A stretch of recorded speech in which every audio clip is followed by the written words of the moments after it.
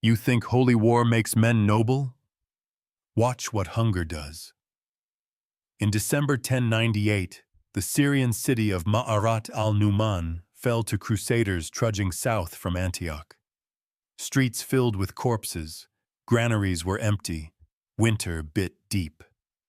Then came the line no writer liked to admit. They cooked human flesh. Not rumor, multiple chroniclers recorded it.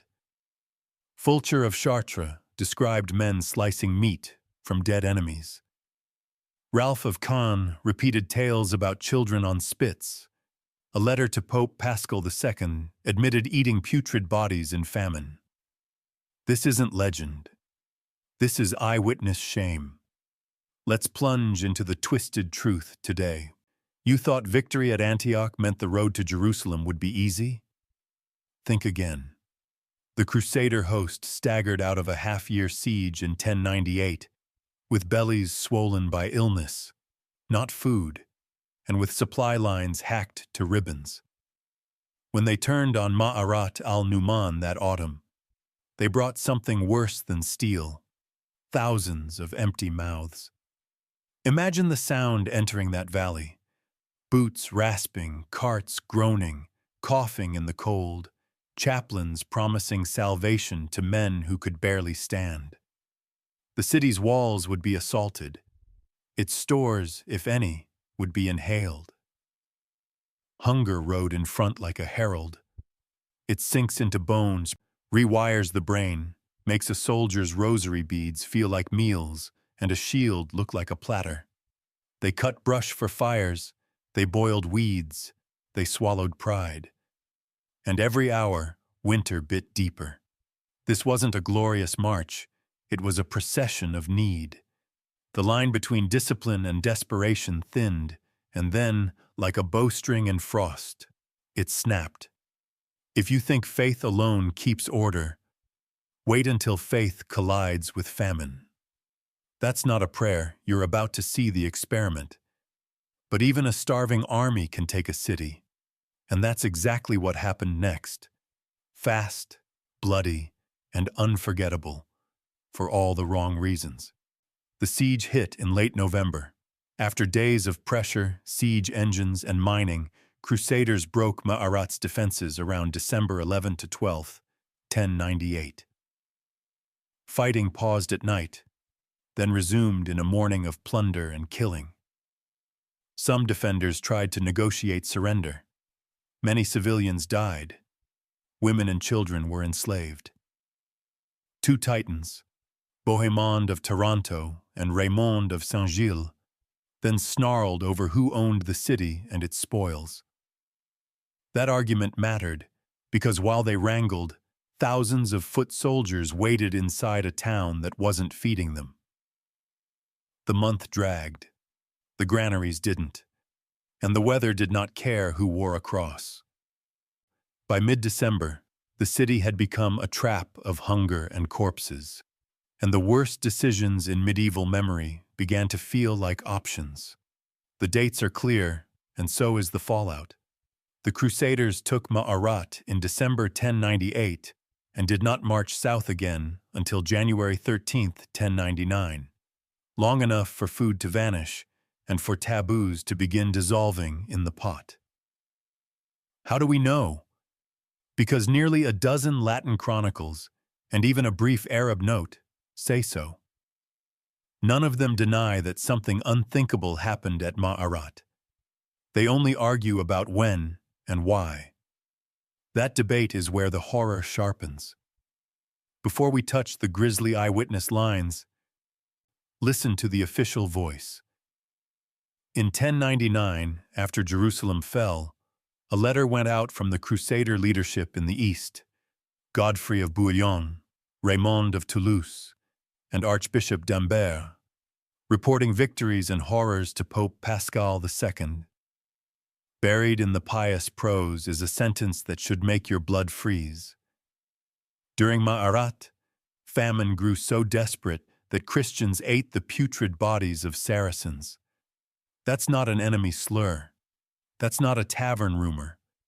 That's the Crusaders' own leadership, writing to the Pope admitting cannibalism happened under their banner. Think about the psychology. These were men desperate to frame the whole expedition as sacred history, the story of a new Israel. And they still put the unthinkable on paper. Why? Because silence would be a lie too big for the church to swallow when whispers were already sprinting through Europe.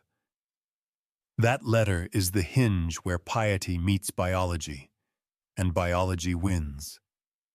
If you want to know how bad it was in that winter month trapped inside Ma'arat, the leaders told you themselves. You can almost hear the stink of the pits and the prayers over cooking fires. Confession, not propaganda, preserved this atrocity. One camp of sources is almost careful, almost embarrassed.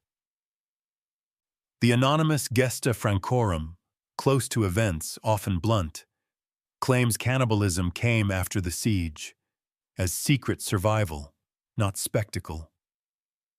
The image is clinical. Men cutting flesh from dead bodies into strips and cooking it to eat. No glory, no bravado, just hunger trimming human taboo like leather. Other chroniclers who reworked the Gesta followed suit. Peter Tudebode echoes the story, even emphasizing that only Muslims were eaten, an ugly attempt at a moral firewall. Eat the enemy's corpses, not your own dead. As if lines like that hold when soup is boiling. This after the siege hunger made us do it version reads like a plea. Forgive us, circumstances forced our hands. You can feel the shame shaping the narrative, steering it away from theater, insisting it happened in the shadows. Yet even that plea admits the central fact. Human flesh was cooked and consumed. The modern brain gropes for a label. Survival cannibalism, the kind etched in snow disasters or shipwrecks. But here it rotted in the rubble of a conquered city, while men with crosses on their chests argued about land. If this were the only version, maybe the Crusades' conscience could limp away. It wasn't. Then there is Fulcher of Chartres, not at Mayorat but relying on men who were an observant cleric who served kings and chronicled the expedition for decades. He doesn't hide behind euphemism. He shudders as he writes that many, maddened by hunger, cut chunks from the buttocks of dead Saracens, roasted them hastily, and savagely filled their mouths. You can feel him recoil on the page, a man aghast at believers eating forbidden food and taboo flesh, yet forced to put the words down because everyone had heard. This is not an enemy caricature. It is a churchman's wounded memory, and Fulcher situates it while the siege still strained the city, a detail that matters. Cannibalism in secret after victory is ghastly. Cannibalism during the siege in view of the living enemy is a weapon. It says, "We are beyond fear, beyond law, beyond the human script you know." Fulcher's line reads like a whispered confession from the campfires, the kind that makes a priest stare into smoke for hours. If you ever thought medieval chronicles were just propaganda, meet the sentence that hurts its own author to write. It survived because it scandalized even the faithful. Ralph of Caen went further, writing the Gesta Tancredi, drawing on interviews with fighters from the Norman contingents. He records adults in the stew pot, children on spits, a scene staged by hunger but presented like theater. He even says he heard this from the perpetrators themselves. Ab ipsis flagitia auctoribus. That's not a camp rumor. That's confession as boast. And it's horrifying because it collides with medieval rhetoric. Children on spits reads like biblical reverse sacrifice, a violence designed to unmake an enemy's world. Historians argue about timing, before surrender, to break morale, or after, when corpses lay everywhere. But Ralph's tone is the twist.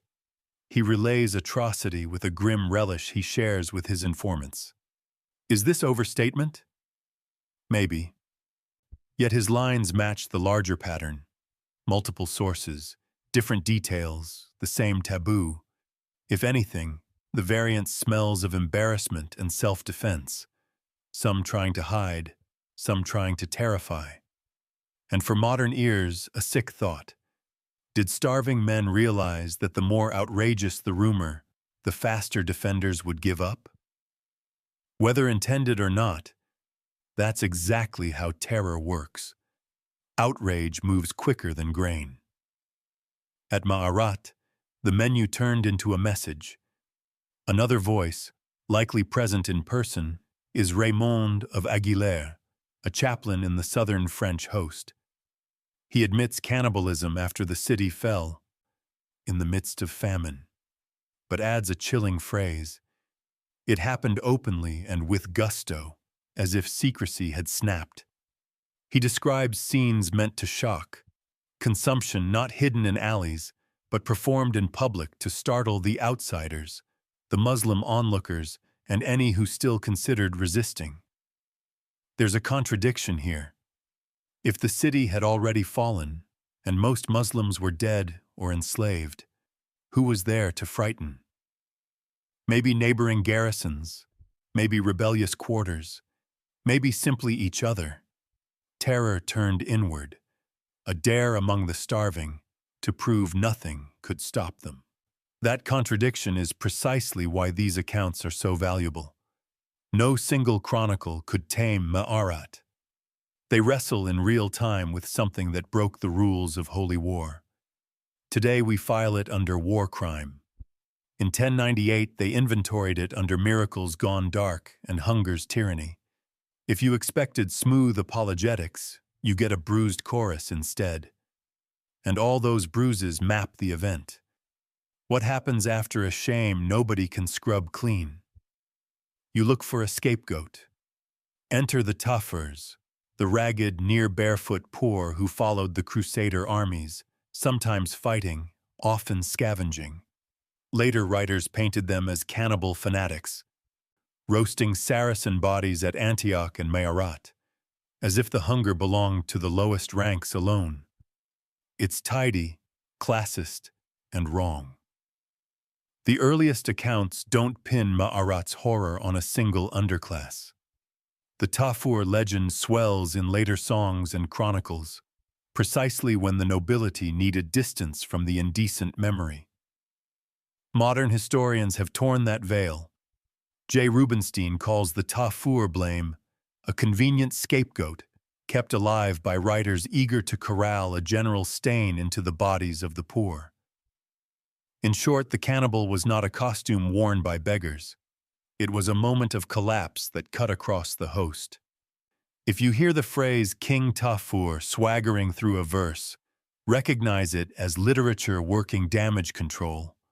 Poverty turned into a villain so armored men could walk away cleaner. Historical reality, like hunger, is less selective. Was it only starvation? Or was cannibalism, in some mouths, also a tactic? Some medieval storytellers, like Guibert of Nogent and William of Tyre, reframed Ma'arat as deliberate psychological warfare. Eat the enemy to unmake his courage. Fulcher's placement of the act during siege, not after, points in that direction. So does the tonal swagger in Ralph's report. And modern analysis threads the needle. Hunger drove men to the pot, but others saw the spectacle's value and made sure news of it traveled. Terror is a logistics system. It moves faster than carts and frightens farther than arrows. Reports of Ma'arat's frenzy preceded the Crusaders south. Towns took truce. Garrisons watched gates open. Thomas Asbridge notes that these atrocities, paradoxically, sometimes smoothed the road to Jerusalem by convincing opponents the Franks were invincible savages. That is not an excuse. It is a grim accounting. Men whose bodies were failing learned that rumor could carry as much weight as siege engines. In the ledger of medieval war, fear is always listed under foraging. At Ma'arat, they foraged on the dead, and the story fed the next march. Here's an uncomfortable twist. For all the noise in Latin sources, medieval Arab chroniclers barely linger on the cannibalism itself. One source mentions it as hunger, racked by dearth, and moves on. Later modern narratives sometimes treat the episode as a foundational trauma in Arab memory, but careful scholarship pushes back. The gory details are overwhelmingly preserved by Christian writers, each wrestling with their own shame or spin.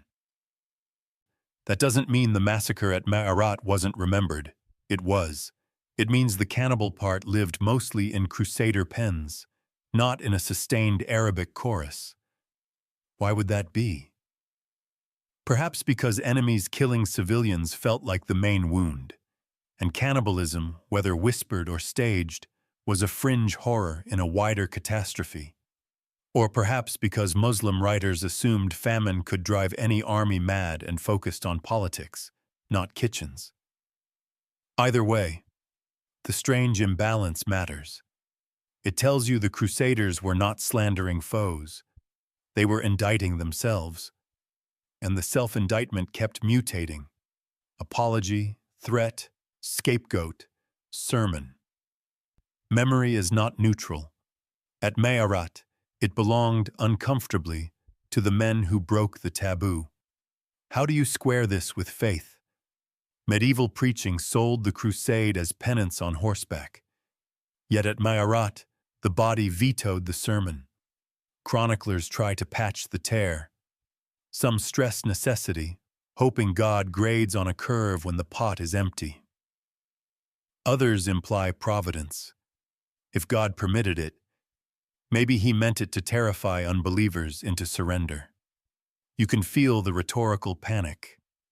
Later writers talk about eating sins, or make hunger itself a scourge sent by heaven that absolves the starving of the worst trespass. Modern scholars trace how different texts massage the horror.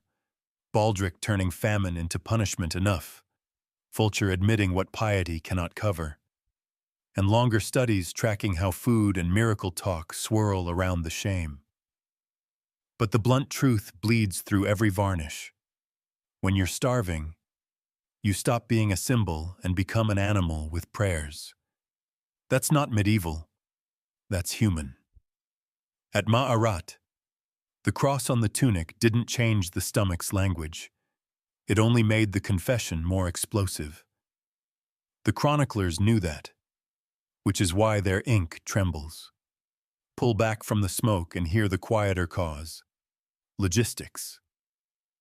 Antioch had bled the army. Winter closed the Syrian countryside like a fist. Ma'arat's stores proved thinner than rumor promised. And while leaders quarreled over rights and titles, thousands lingered without resupply. Modern studies of First Crusade logistics point out the obvious thing no miracle can fix. An army marches on its stomach, and it starves on its pride. The longer Raymond and Bohemond argued, the more the rank and file sharpened their knives on whatever looked edible: leather, roots, dogs, and then the dead. That does not minimize guilt. It identifies the fuse. Siege warfare isn't just ladders and towers. It is math. The ledger at Ma'arat reads like a slow-burn tragedy. Too many men, too little grain, too much delay, too cold a sky. The horror that followed was not inevitable, but it was rehearsed by every empty cart. When people call the crusade epic, remember this chapter is logistics turned into sin. And in the accounts that survive, you can hear that fact scraping under every sentence. If there's a single set of details you wish you could unknow, it's these. Albert of Aachen says Christians, amid scarcity, ate both killed Muslims and dogs. Fulcher pictures men hacking flesh from buttocks. Another pen describes bodies traded like meat. These are not metaphors, they're inventory. Once that line is crossed, every corner of the city becomes a butcher's lane. And yet the same pages also record prayer, processions, relics, men begging God while doing what God's law forbids. That's not contradiction, that's collapse. Hunger does not ask for a theological footnote. It simply seizes the hand. And from there, the rumor gallops. When the Crusaders finally left Ma'arat in mid-January 1099, they carried more than loot. They carried a reputation. South along the coast, garrisons did the math: resist the cannibals or negotiate. Some chose truces. Fear bought time that grain could not. And Ma'arat became the wound the Crusader memory could never cauterize: recorded, denied, justified, and above all, remembered. Here's the final twist before we close the city gates. However you parse the dates, during the siege as spectacle, after it as survival, the story of Ma'arat outran the army. Asbridge notes that news of their bloodthirsty barbarity often pushed rulers into humiliating truces rather than open battle, buying the starving Crusaders the one resource they actually needed: time. Terror became a supply train. It is obscene, but it worked. Meanwhile, inside the Latin memory, writers kept trying to domesticate the incident, blame the poor, call it rumor, call it penance, call it strategy. Nothing stuck. Because under all the spin was a simple line men kept copying, sometimes with a shudder, sometimes with a smirk. At Ma'arat al-Numan, we ate the dead. That sentence doesn't serve anyone's propaganda for long. It sticks in the throat. It should. Hold it there a moment, like a taste that will not wash away, and then ask the only honest question left. What happens to a holy war when it eats its own idea of holiness to live another day? From the first line of shame to the last rumor of terror, you've watched a moral order come apart in real time. At Ma'arat al-Numan, December 1098, an army born in sermons and crowned by a miracle at Antioch walked into a winter city and came out with a story it could never bury. The sources don't agree on the staging. Some hide it behind hunger after the walls fell. Others shove it into the siege itself, in the line of sight, like theater. But they agree on the core. Human flesh was cooked and eaten, and the men who did it wore crosses on their chests. That unanimity matters more than any apologetic varnish. It tells you the taboo was broken so loudly that silence wasn't an option. Look back over the voices. The anonymous Gesta trying to shrink the scene to survival, as if secrecy could protect a soul. Fulcher of Chartres, a churchman, writing the word buttocks with a tremor you can feel 8 centuries later. Ralph of Cannes opening the curtain on adults in the pot, children on spits, either reporting bravado or complicit in amplifying it. Raymond of Aguilar's admitting it happened in public with gusto, while his own chronology strains to explain who the audience could have been. And behind them all, the leadership's letter, the thing popes save, confessing the putrid bodies line with the kind of reluctant clarity that governments only use when they know the rumor will get home first. That is the chorus. No single voice could carry the tune. Together, they sing a theme you can't unhear. So what do we do with it? First, resist the comforting lies. It was all propaganda. It wasn't. The propaganda theory collapses under the multiplicity of Christian witnesses, some too pious and too close to the events to invent a sin that stains them. It was only the ragged poor, the Tafurs. That's a handoff, not a history. Later writers threw the filth downhill to protect knighthood, but the earliest accounts don't isolate a class of cannibals. Hunger is not picky, and neither is guilt. It was justified. No. You can say it was human.